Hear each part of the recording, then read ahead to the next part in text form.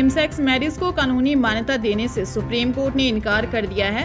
मंगलवार यानी 17 अक्टूबर को 5 जजों की संविधान पीठ ने कहा कि कोर्ट स्पेशल मैरिज एक्ट में बदलाव नहीं कर सकता। कोर्ट सिर्फ कानून की व्याख्या कर उसे लागू करा सकता है।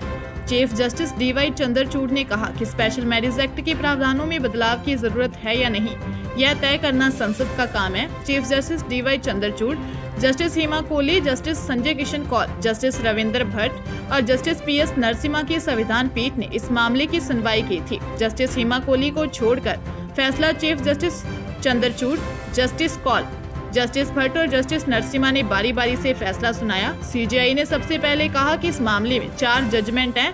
एक जजमेंट मेरी तरफ से है, एक जस्टिस कौल और एक जस्टिस भट्ट और जस्टिस नरसिम्हा की तरफ से है। इसमें से एक डिग्री सहमति की है और एक डिग्री असहमति की है कि हमें किस हद तक जाना होगा। दरअसल सेम सेक्स मैरिज का समर्थन कर रहे याचिकाकर्ताओं ने इसे स्पेशल मैरिज एक्ट के तहत रजिस्टर्ड करने की मांग की थी। वही केंद्र सरकार ने इसे भारतीय समाज के खिलाफ बताया था। सुप्रीम कोर्ट में दाखिल 21 पिटीशंस में याचिकाकर्ताओं का कहना है कि 2018 में सुप्रीम कोर्ट की कॉन्स्टिट्यूशन बेंच ने समलैंगिकता को अपराध मानने वाली आईपीसी की धारा 370 के एक पार्ट को रद्द कर दिया था। जस्टिस चंद्रचूड़ ने कहा, होमोसेक्सुअलिटी या क्वेयरनेस सिर्फ अर्बन इलीट क्लास तक सीमित नहीं है। ये सिर्फ अंग्रेजी बोलने वाले और अच्छी जॉब करने वाले व्यक्ति तक सीमित नहीं है, बल्कि गांवों में खेती करने वाली महिलाएं भी क्वीर हो सकती हैं। ऐसा सोचना कि क्वीर लोग सिर्फ अर्बन या इलीट क्लासेस में ही होते हैं, ये बाकियों को मिटाने जैसा है। शहरों में रहने वाले सभी लोगों को क्वीर नहीं कहा जा सकता। क्वीरनेस किसी की जाति या क्लास या सोशल इकोनॉमिक स्टेटस पर निर्भर नहीं करता। ये कहना भी गलत है कि शादी एक स्थायी और कभी न बदलने वाला संस्थान है। विधान पालिका कई एक्ट्स के जरिए विवाह के कानून में कई सुधार ला चुकी है।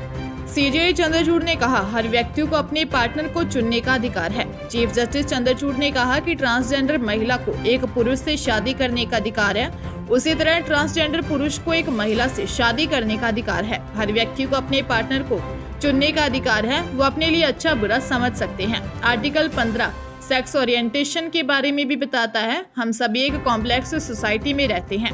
एक दूसरे के प्रति प्यार और सहयोग ही हमें मनुष्य बनाता है। हमें इसे देखना होगा। इस तरह के रिश्ते अनेक तरह के हो सकते हैं। हमें संविधान के भाग 4 को समझना होगा। अगर मौजूदा याचिकाओं को लेकर कोर्ट तय करता है कि स्पेशल मैरिज एक्ट का सेक्शन 4 असंवैधानिक है, क्योंकि ये सबको अपने साथ लेकर नहीं चलता, इस सेक्शन को हटाना होगा या इससे नई बातें जोड़नी होगी। अगर स्पेशल मैरिज एक्ट को खत्म कर दिया जाता है तो ये देश को आजादी से पहले के समय में ले जाएगा। अगर कोर्ट दूसरी अप्रोच अपनाता है और इसमें नई बातें जोड़ता है तो वह विधान पालिका का काम करेगा। एक ट्रांसजेंडर व्यक्ति अगर हेटेरोसेक्सुअल यानी कि विपरीत लिंग के प्रति आकर्षण रिलेशनशिप में है तो कानून ऐसे विवाह को मान्यता देता है, क्योंकि एक ट्रांसजेंडर इंसान हेटेरोसेक्सुअल रिलेशनशिप में हो सकता है। इसलिए ट्रांस मैन और ट्रांस वुमेन की शादी को स्पेशल मैरिज एक्ट के तहत रजिस्टर किया जा सकता है। केंद्र सरकार समलैंगिक लोगों के अधिकार के लिए एक कमेटी बनाई। यह कमेटी राशन कार्ड में समलैंगिक जोड़ों को परिवार के रूप में शामिल करने, समलैंगिक जोड़ों को संयुक्त बैंक खातों के लिए नामांकन करने, पेंशन, ग्रेच्युइटी आदि के पर विचार करेगी। समिति की रिपोर्ट को केंद्र सरकार के स्तर पर देखा जाएगा। सुप्रीम कोर्ट में सेम सेक्स मैरिज को कानूनी मान्यता देने की याचिकाओं पर सुनवाई के बाद सुप्रीम कोर्ट में सॉलिसिटर जनरल तुषार मेहता ने कहा था कि केंद्र समस्याओं का हल तलाशने के लिए कमेटी बनाने को तैयार है।